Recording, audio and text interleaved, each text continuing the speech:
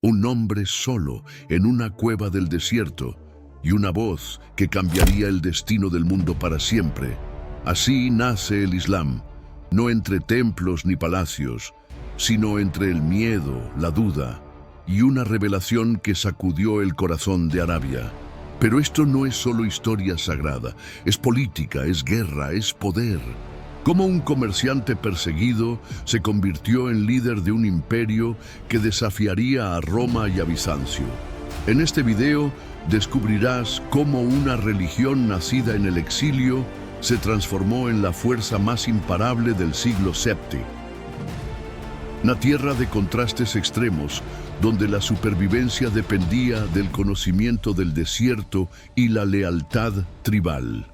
Esta península, conectada por rutas comerciales que unían los imperios bizantino y sasánida, era un crisol de culturas, religiones y tradiciones.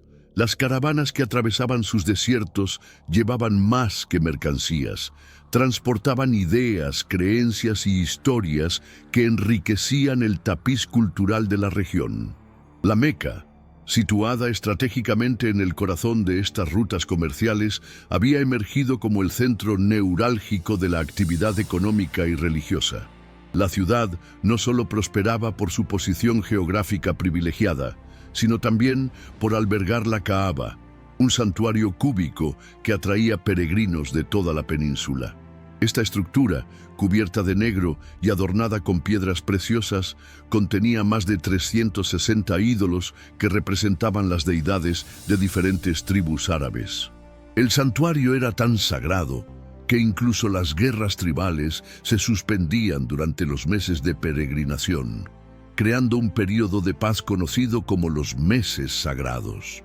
La sociedad árabe preislámica se organizaba en torno al sistema tribal, donde la supervivencia dependía de la solidaridad del grupo.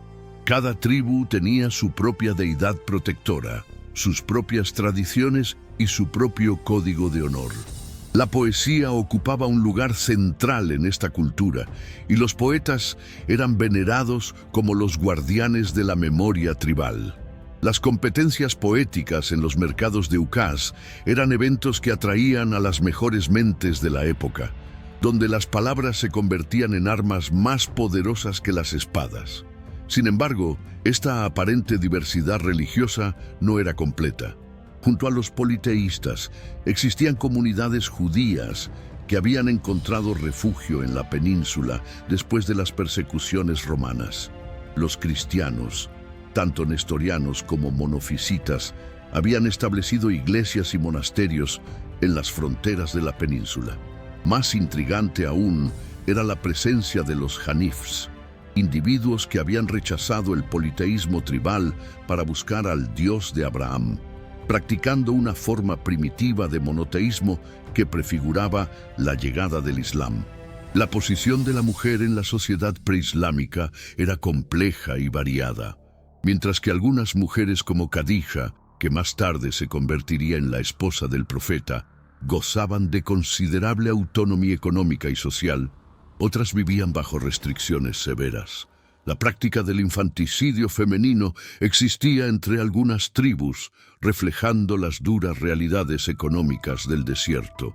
Sin embargo, también existían mujeres líderes, sacerdotisas y poetisas que desempeñaban roles importantes en sus comunidades.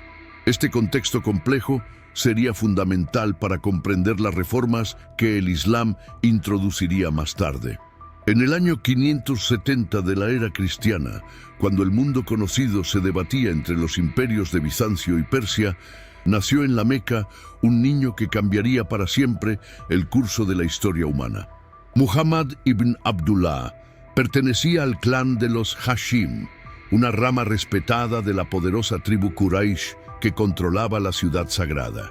Sin embargo, su llegada al mundo estuvo marcada por la tragedia. Su padre, Abdullah, había muerto antes de su nacimiento, dejando a su joven madre, Amina, para criar sola al futuro profeta. La muerte prematura de su padre fue solo el primer golpe del destino. Según las costumbres aristocráticas de la época, El pequeño Muhammad fue enviado al desierto para ser criado por una nodriza beduina llamada Halima. Los nómadas del desierto eran conocidos por su árabe puro y su resistencia física, cualidades que los urbanitas de la Meca valoraban para sus hijos. Durante sus primeros años, entre los Banu Saad, Muhammad desarrolló esa conexión profunda con el desierto que más tarde se reflejaría en sus revelaciones, llenas de metáforas extraídas de la vida nómada. A los 6 años, cuando finalmente regresó con su madre, la tragedia volvió a golpear.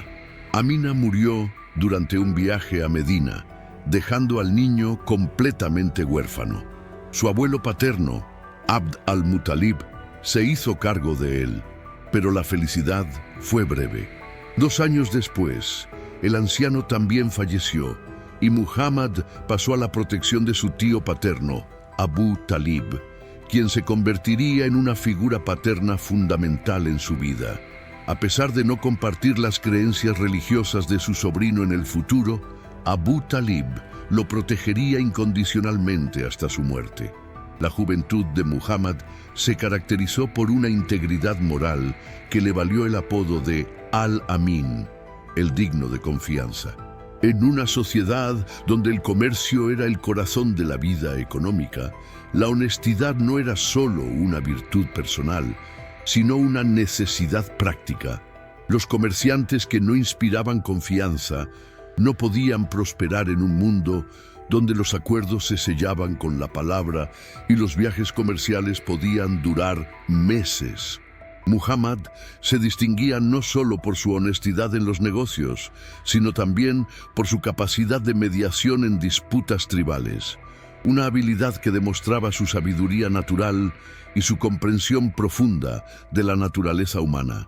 Su reputación llegó a oídos de Khadija bint Khuwaylid, una viuda rica y respetada que dirigía su propio negocio comercial. Khadija era excepcional para su época, una mujer que había heredado y expandido la riqueza de su familia, manteniendo su independencia en una sociedad patriarcal. Cuando contrató a Muhammad para liderar una de sus caravanas a Siria, no solo estaba buscando un empleado competente, sino evaluando las cualidades de un posible esposo. El éxito de esa expedición comercial, tanto en términos económicos como en la demostración del carácter de Muhammad, la convenció de que había encontrado a su compañero ideal. Su matrimonio, cuando él tenía 25 años y ella 40, se basaba en el respeto mutuo, el amor genuino y la compatibilidad intelectual. Khadija no solo le proporcionó estabilidad económica, sino que se convertiría en su primera seguidora y su mayor apoyo durante los momentos más difíciles de su misión profética. En las afueras de la Meca se alza el monte Hira, una formación rocosa que durante siglos había servido como refugio para aquellos que buscaban la soledad y la reflexión. En una de sus cuevas, Muhammad había desarrollado la costumbre de retirarse durante el mes de Ramadán para meditar y reflexionar sobre el estado de su sociedad. A los 40 años, en el año 610 de Cristo, durante una de estas retiros espirituales, su vida cambió para siempre.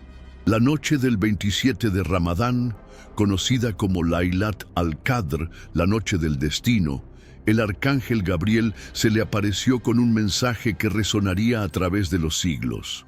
La experiencia fue intensa y aterradora. Gabriel, conocido en árabe como Jibril, se presentó ante Muhammad con una presencia tan abrumadora que el futuro profeta sintió como si su pecho fuera comprimido. «Iqra, lee», le ordenó el ángel. Muhammad, que como la mayoría de los árabes de su tiempo no sabía leer ni escribir, respondió con angustia: «No sé leer». El ángel lo abrazó tan fuerte que Muhammad sintió que se ahogaba y luego repitió la orden. Después de 3 veces, Gabriel recitó las primeras palabras del Corán. «Lee en el nombre de tu Señor que creó. Creó al hombre de un coágulo de sangre. Lee, tu Señor es el más generoso, que enseñó por medio de la pluma, enseñó al hombre lo que no sabía. Corán 96:1-5. Cuando la visión terminó, Muhammad descendió de la montaña temblando, confundido y abrumado por lo que había experimentado. Su primera reacción no fue de júbilo, sino de terror. ¿Había perdido la razón? ¿Era esto obra de los genios que los árabes creían habitaban en lugares solitarios? Su mente racional luchaba por procesar una experiencia que desafiaba todo lo que conocía sobre la realidad. Llegó a casa y se dirigió directamente a Khadija, pidiéndole que lo cubriera con mantas mientras le contaba lo sucedido. Sus palabras fueron directas y vulnerables.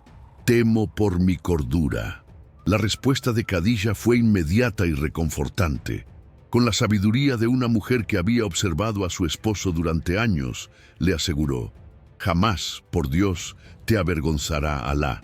Tú unes los lazos de parentesco, ayudas a los pobres, honras a los huéspedes y auxilias a los afligidos por la verdad». Sus palabras no solo consolaron a Muhammad, sino que también revelaron su profundo entendimiento de su carácter. Khadija sabía que un hombre de tal integridad moral no podía ser víctima de una ilusión maligna, pero no se conformó con ofrecer solo apoyo emocional. Buscó confirmación teológica. Khadija llevó a Muhammad ante su primo Waraka ibn Naufal, un erudito cristiano que había estudiado las escrituras hebreas y cristianas. Cuando Waraka escuchó el relato de Muhammad, su respuesta fue definitiva: «Santo, santo, por aquel en cuyas manos está el alma de Waraka, si me has dicho la verdad, ha venido a ti el gran Namus, Gabriel, que vino a Moisés. Ciertamente, eres el profeta de esta nación». Esta confirmación desde la tradición abrahámica fue crucial para Muhammad, ya que situaba su experiencia dentro del contexto de la revelación profética conocida. Waraka también le advirtió sobre los desafíos que enfrentaría. «Tu pueblo te rechazará, te hará daño y te expulsará». Cuando Muhammad preguntó incrédulo si realmente lo expulsarían, Waraka respondió con la sabiduría de la historia: «Nunca un hombre ha traído algo como lo que tú traes sin ser tratado con hostilidad». Los primeros años de la misión profética de Muhammad en la Meca fueron un periodo de crecimiento gradual y resistencia creciente. Al principio su mensaje se extendía discretamente entre familiares y amigos cercanos. Khadija se convirtió en la primera musulmana, seguida por su primo Ali ibn Abi Talib, quien entonces era solo un niño bajo su tutela.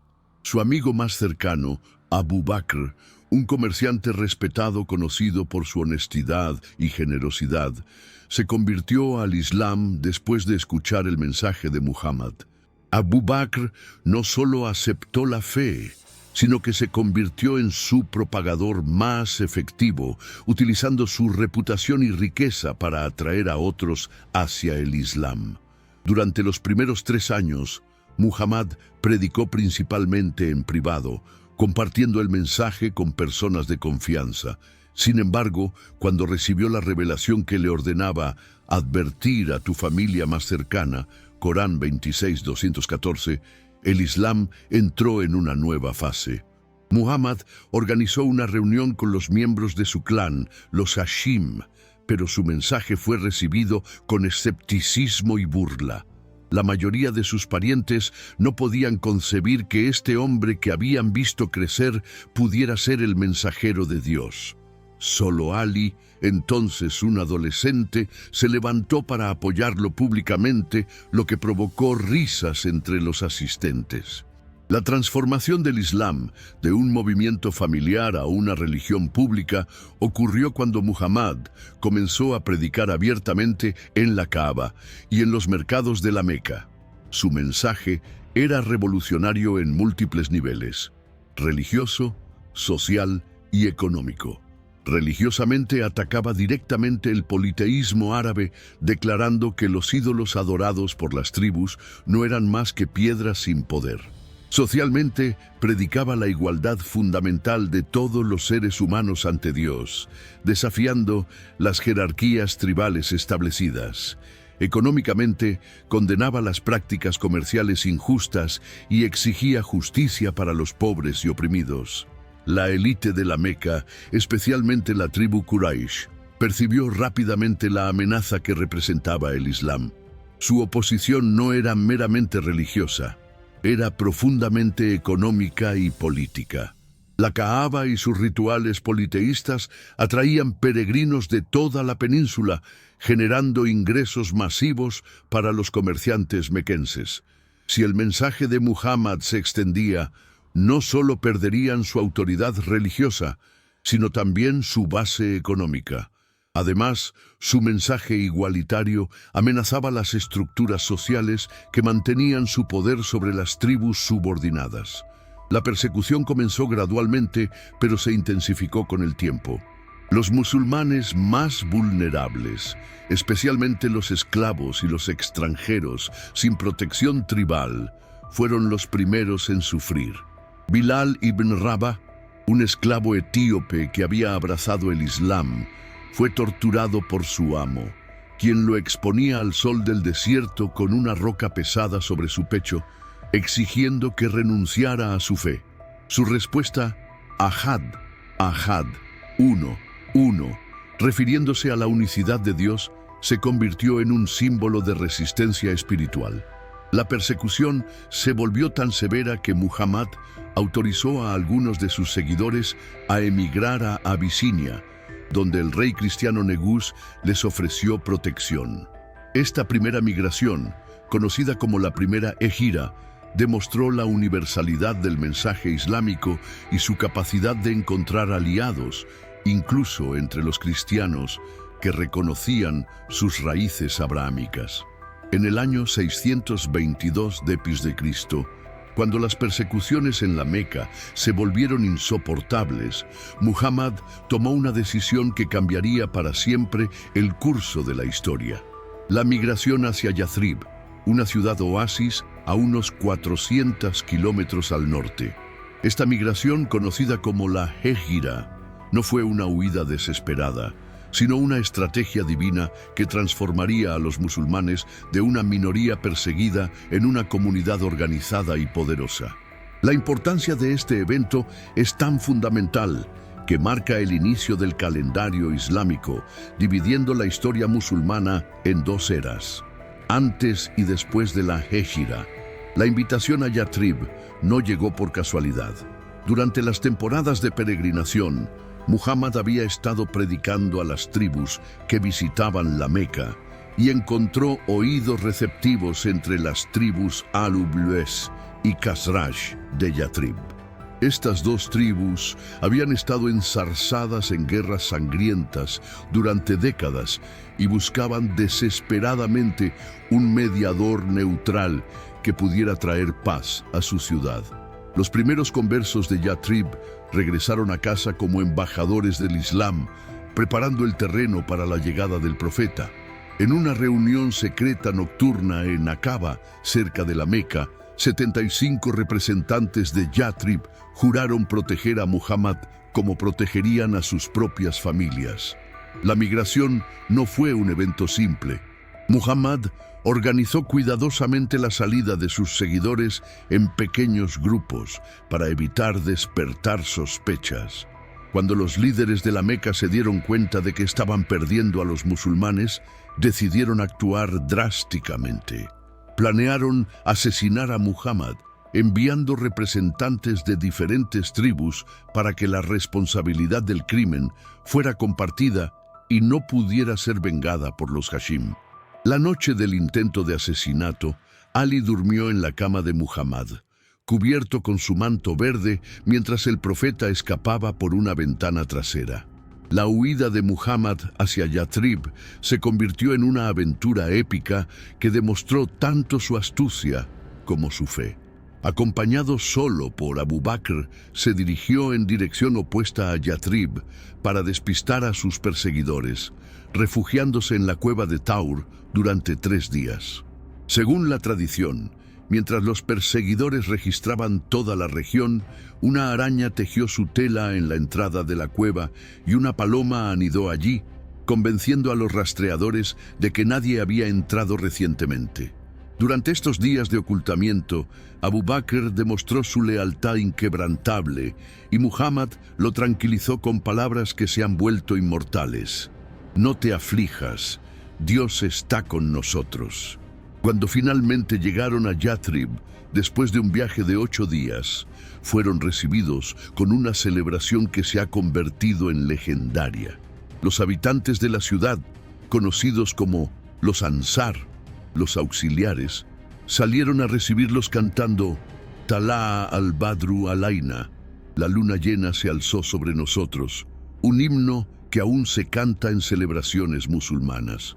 La ciudad fue renombrada como Madinat al-Nabi, la ciudad del profeta, conocida simplemente como Medina.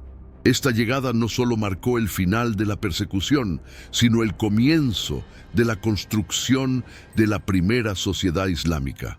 Muhammad no llegó como un refugiado, sino como un líder que había sido invitado para transformar una comunidad dividida en una sociedad unificada bajo los principios del Islam.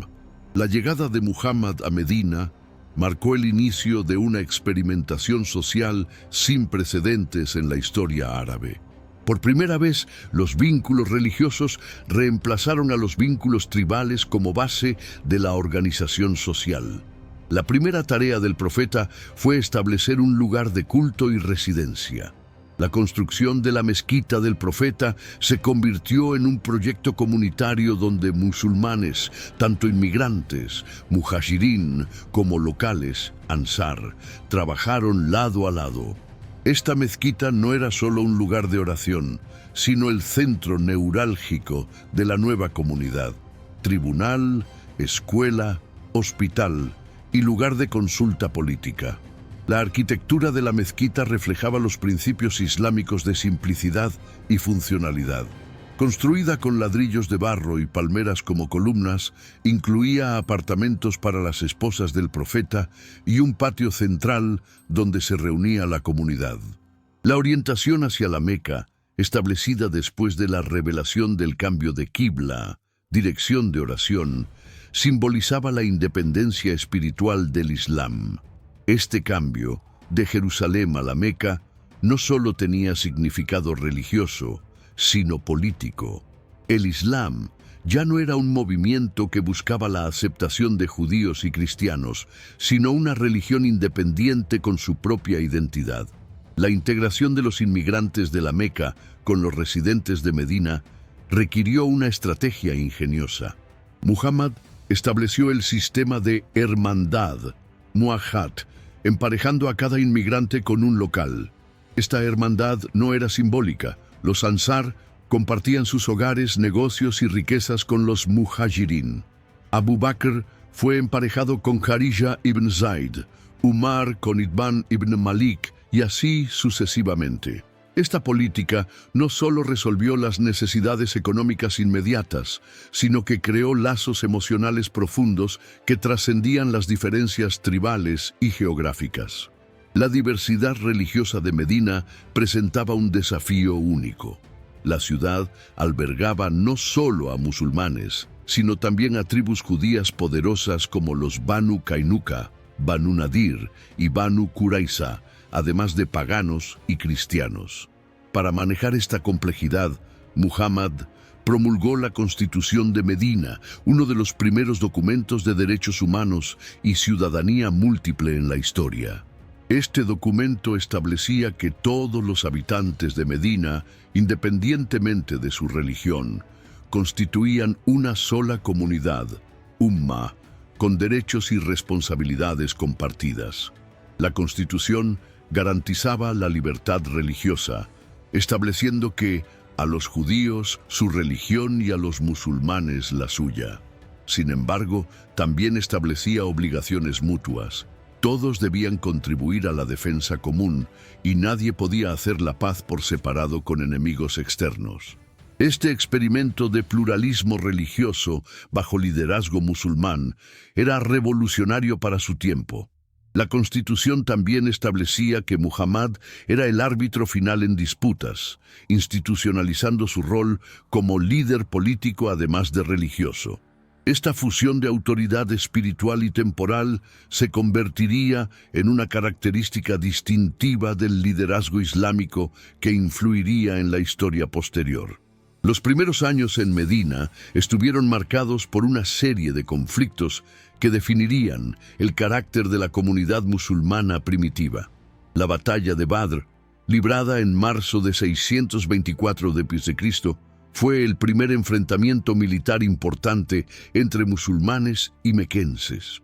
Con apenas 313 musulmanes mal armados enfrentándose a un ejército de 1000 guerreros de la Meca, la victoria musulmana fue interpretada como una confirmación divina de su causa.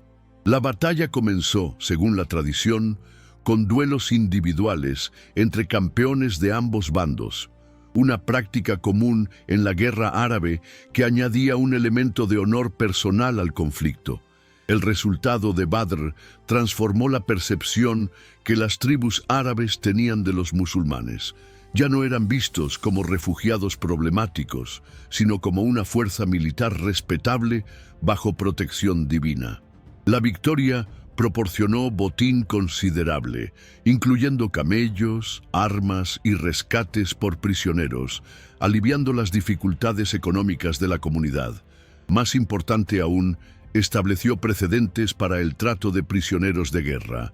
Muhammad ordenó que fueran tratados humanamente, y muchos fueron liberados a cambio de enseñar a leer y escribir a los musulmanes, convirtiendo la educación en moneda de rescate. La batalla de Uhud, un año después, presentó un contraste dramático. Los mequenses regresaron con un ejército de 3000 hombres, determinados a vengar su derrota en Badr. Inicialmente, los musulmanes parecían estar ganando, pero la desobediencia de un grupo de arqueros que abandonaron sus posiciones para recoger botín permitió a la caballería mequense atacar por la retaguardia. La batalla terminó en una derrota táctica para los musulmanes, con Muhammad mismo resultando herido. Sin embargo, la retirada ordenada evitó una masacre total, y la experiencia enseñó valiosas lecciones sobre disciplina militar y las consecuencias de la desobediencia. La batalla del Foso, Kandak, en 627 b.C., demostró la evolución táctica de los musulmanes. Enfrentando una coalición de tribus árabes y judías que sitiaba Medina, Muhammad adoptó una estrategia defensiva sugerida por Salmán el Persa: excavar un foso alrededor de la ciudad. Esta táctica, desconocida en la guerra árabe tradicional, frustró a los atacantes durante semanas. El sitio terminó cuando las tormentas invernales y las divisiones internas diezmaron a los sitiadores, quienes se retiraron sin lograr sus objetivos. La victoria sin batalla demostró que la innovación táctica podía ser tan efectiva como el valor en combate. El Tratado de Hudaybiyah en 628 d.C. marcó un punto de inflexión en la estrategia de Muhammad. Cuando los musulmanes se dirigieron a la Meca para realizar la peregrinación, fueron detenidos por los mequenses en Hudaybiyah. En lugar de forzar un conflicto, Muhammad negoció un tratado que inicialmente pareció favorecer a la Meca. Los musulmanes regresarían sin realizar la peregrinación ese año, pero podrían volver el siguiente. El tratado establecía una tregua de 10 años y estipulaba que cualquier tribu podía aliarse con cualquiera de los dos bandos. Aunque muchos musulmanes se sintieron decepcionados, el tratado fue calificado por el Corán como una victoria evidente, ya que normalizó las relaciones y permitió que el Islam se extendiera pacíficamente por toda la península. El cumplimiento del Tratado de Hudaybiyah duró menos de 2 años. En 630 d.C., cuando una tribu aliada de la Meca atacó a una tribu aliada de Medina, violando los términos del tratado, Muhammad vio la oportunidad que había estado esperando. Sin embargo, su respuesta no fue la venganza ciega que los árabes esperaban. sino una demostración magistral de estrategia política y magnanimidad que transformaría para siempre su relación con su ciudad natal. La marcha hacia la Meca, con un ejército de 10.000 hombres, fue tanto una expedición militar como una procesión triunfal que anunciaba el amanecer de una nueva era. La estrategia de Muhammad para la conquista de la Meca fue tan brillante como inesperada. En lugar de sitiar la ciudad y forzar un conflicto sangriento, utilizó una combinación de diplomacia, propaganda y demostración de fuerza. Envió emisarios a los líderes mequenses, prometiendo amnistía general para todos los que no resistieran. Simultáneamente, su ejército se aproximó desde 4 direcciones diferentes, creando la impresión de una fuerza abrumadora pero controlada. La mayoría de los líderes mequenses, incluyendo a Abu Sufyan, el principal oponente de Muhammad, se dieron cuenta de que la resistencia era inútil. La entrada triunfal de Muhammad en la Meca, el 11 de enero de 630 d.C., fue un momento de profundo simbolismo histórico. Montado en su camella Al-Qaswa y rodeado por sus compañeros más cercanos, el profeta entró en la ciudad que lo había rechazado y perseguido durante años. Su primera parada fue la Kaaba, el santuario que había venerado desde la infancia, pero que ahora debía ser purificado del politeísmo. Con un bastón en la mano, comenzó a destruir los 360 ídolos que rodeaban el santuario, recitando el versículo coránico: «Ha llegado la verdad y se ha desvanecido la falsedad. Ciertamente, la falsedad está destinada a desvanecerse». Corán 17:81. La purificación de la Kaaba no fue solo un acto religioso, sino una declaración política de que el Islam había llegado para quedarse. Sin embargo, Muhammad demostró una clemencia que sorprendió incluso a sus seguidores. En lugar de ejecutar a sus enemigos, como era costumbre en las conquistas árabes, declaró una amnistía general con palabras que se han vuelto legendarias. «No hay reproche para vosotros hoy. Dios os perdona y Él es el más misericordioso de los misericordiosos. Id, sois libres». Esta magnanimidad no solo evitó un baño de sangre, sino que convirtió a antiguos enemigos en aliados agradecidos. La conversión masiva de los mequenses al Islam no fue forzada, sino inspirada por la combinación de victoria militar y generosidad personal. Figuras prominentes como Abu Sufyan, Khalid ibn al-Walid, quien se convertiría en uno de los mejores generales del Islam, y Amr ibn al-As se convirtieron no solo por conveniencia política, sino por reconocimiento genuino del carácter excepcional de Muhammad.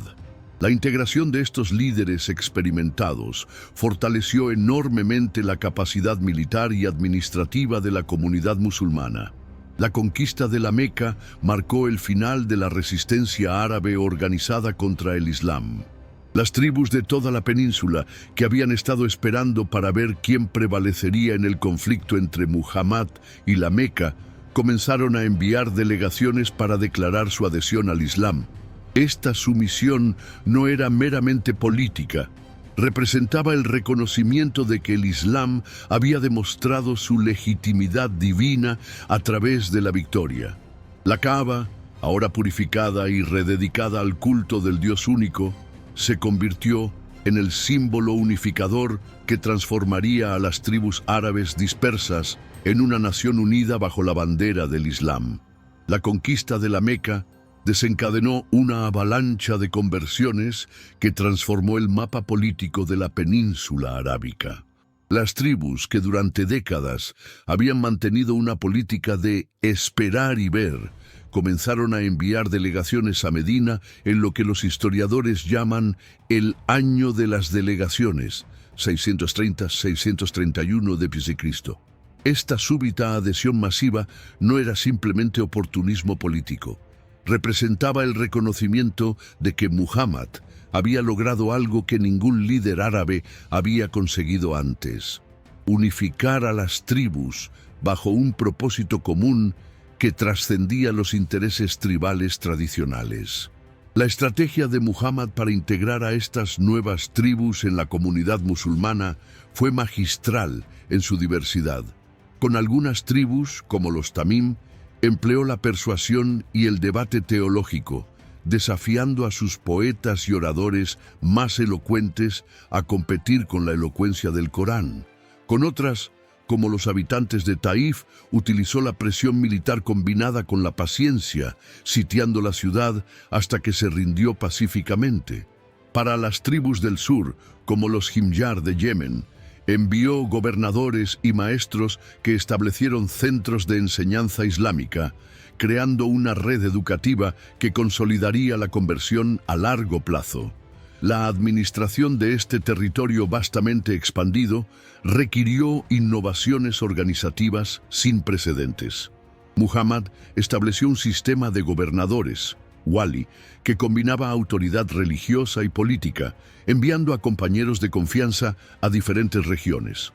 A Yemen envió a Ali ibn Abi Talib, cuya combinación de sabiduría religiosa y habilidades administrativas lo convertía en el candidato ideal para una región con fuertes tradiciones cristianas y judías.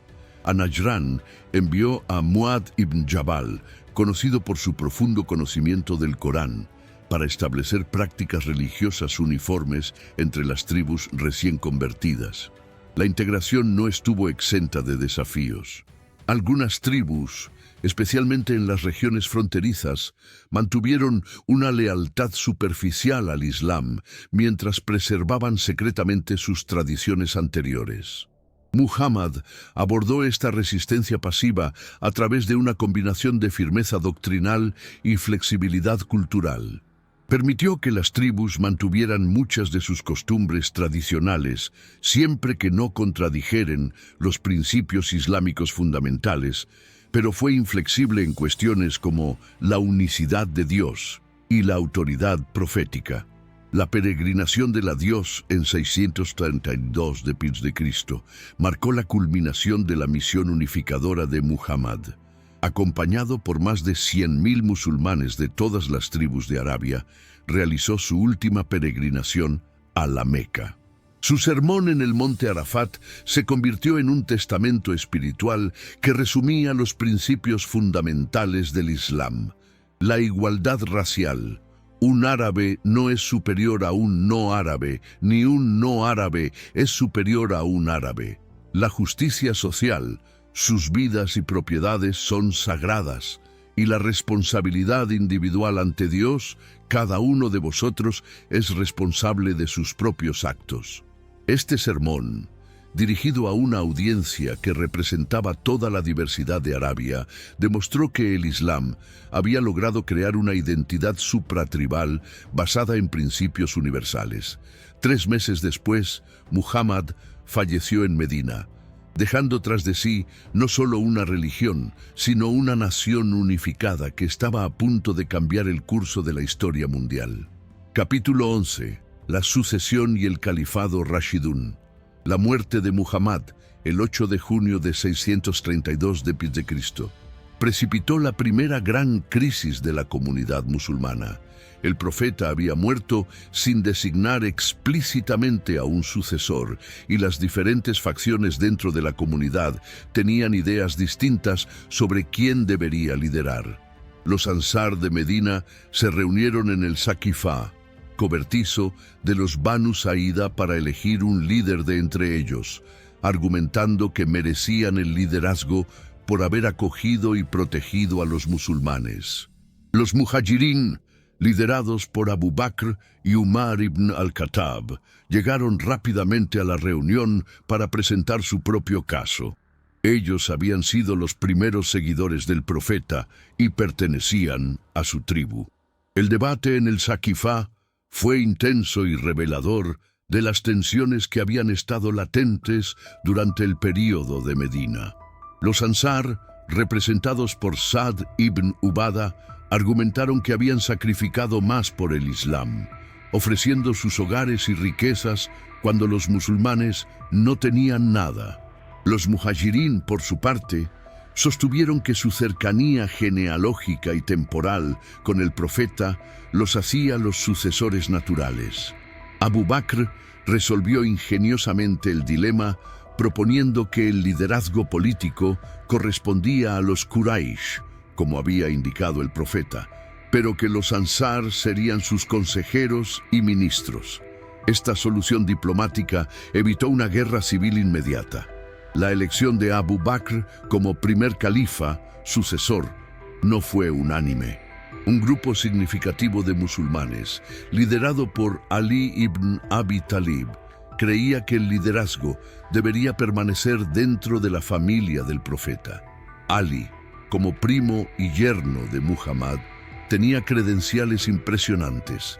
Había sido el primer hombre en convertirse al Islam, había demostrado valor excepcional en batalla y poseía un conocimiento profundo del Corán.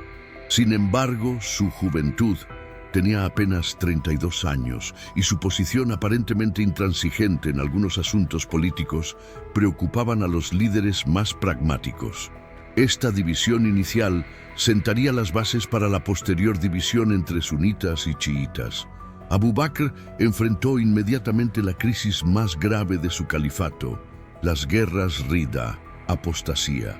Muchas tribus que habían profesado lealtad al Islam interpretaron la muerte de Muhammad como el fin de su compromiso y comenzaron a retirarse de la alianza musulmana. Algunas simplemente dejaron de pagar el zakat, impuesto religioso, mientras que otras siguieron a profetas autoproclamados como Musailima en Yamama y Saya en el territorio de Tamim. Abu Bakr, aconsejado por Umar, tomó la decisión crucial de que no habría diferencia entre abandonar la oración y abandonar el zakat. Ambos constituían apostasía y serían combatidos militarmente. Las campañas contra los apóstatas, lideradas brillantemente por Khalid ibn al-Walid, no solo preservaron la unidad del Estado musulmán, sino que lo fortalecieron. Khalid, conocido como Saif Allah al-Maslul, la espada desenvainada de Dios, demostró una combinación letal de genio táctico y crueldad estratégica. Su victoria decisiva contra Musailima en la batalla de Akraba no solo eliminó la amenaza más seria a la autoridad musulmana, sino que también proporcionó un excedente de guerreros experimentados que pronto sería dirigido hacia conquistas externas. La consolidación de Arabia bajo Abu Bakr creó, casi accidentalmente, una máquina militar que estaba lista para expandirse más allá de las fronteras de la península. Cuando Abu Bakr murió en 634 d.C., después de apenas 2 años de califato, había logrado algo extraordinario: transformar una crisis de sucesión en una plataforma de lanzamiento para un imperio que se extendería desde España hasta India. Cuando reflexionamos sobre los primeros 30 años del Islam, desde la primera revelación en la cueva de Hira hasta las conquistas iniciales del califato Rashidún, presenciamos una de las transformaciones más extraordinarias en la historia humana. En poco más de una generación, un mensaje religioso nacido en el desierto había logrado unificar a la península arábica, crear una nueva identidad civilizacional y lanzar una expansión que cambiaría permanentemente el equilibrio de poder mundial. Esta transformación no fue accidental, fue el resultado de una combinación única de visión espiritual, genio político y circunstancias históricas favorables. El legado institucional del Islam primitivo estableció patrones que perdurarían durante siglos. La fusión de autoridad religiosa y política en la figura del califa creó un modelo de liderazgo que sería imitado por dinastías musulmanas durante más de 1000 años. La ley islámica, Sharia, basada en el Corán y las tradiciones del profeta, proporcionó un marco legal uniforme que permitió la integración de pueblos diversos bajo un sistema jurídico común. La lengua árabe, vehículo de la revelación coránica, se convirtió en la lengua franca de un imperio que se extendería desde el Atlántico hasta el Océano Índico, facilitando el intercambio comercial, intelectual y cultural a una escala sin precedentes. El impacto cultural del Islam primitivo trascendió sus fronteras geográficas y temporales.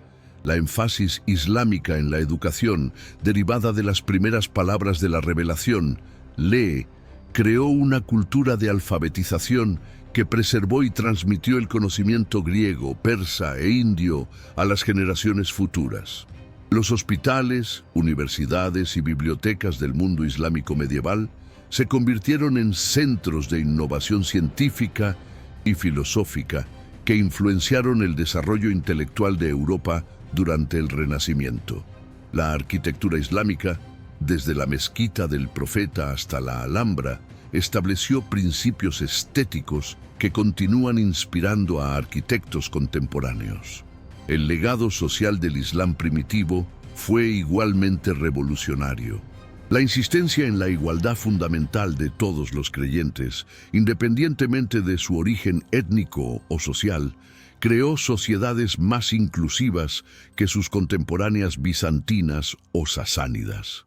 La regulación de la esclavitud, aunque no su abolición, mejoró las condiciones de millones de personas esclavizadas y creó mecanismos para su manumisión que no existían en otros sistemas legales. Los derechos de las mujeres, codificados en la ley islámica, les proporcionaron protecciones legales y económicas que eran avanzadas para su época, aunque su interpretación y aplicación variarían considerablemente a lo largo de la historia. La pregunta final que debemos hacernos es, ¿cómo la mensaje de un hombre en el desierto continúa moldeando el mundo 14 siglos después? La respuesta reside en la universalidad de los principios que Muhammad articuló y la eficacia de las instituciones que estableció. El Islam no se limitó a ser una religión árabe, se convirtió en una civilización global que adaptó sus principios fundamentales a culturas tan diversas como la malaya, la turca, la africana y la europea. Hoy, cuando vemos a musulmanes de todas las razas y nacionalidades girando hacia la Meca 5 veces al día, o cuando observamos a millones de peregrinos de todo el mundo convergiendo anualmente en los lugares santos de Arabia, presenciamos la continuidad viviente de la visión que comenzó en una cueva del desierto hace 14 siglos. El Islam moderno, con sus 800 millones de adherentes, enfrenta desafíos que Muhammad no podría haber anticipado: globalización, tecnología, pluralismo democrático y derechos humanos universales. Sin embargo, la capacidad del Islam para adaptarse y reformarse, demostrada durante sus primeros años críticos, sugiere que continúa siendo una fuerza dinámica capaz de evolucionar mientras mantiene su identidad esencial.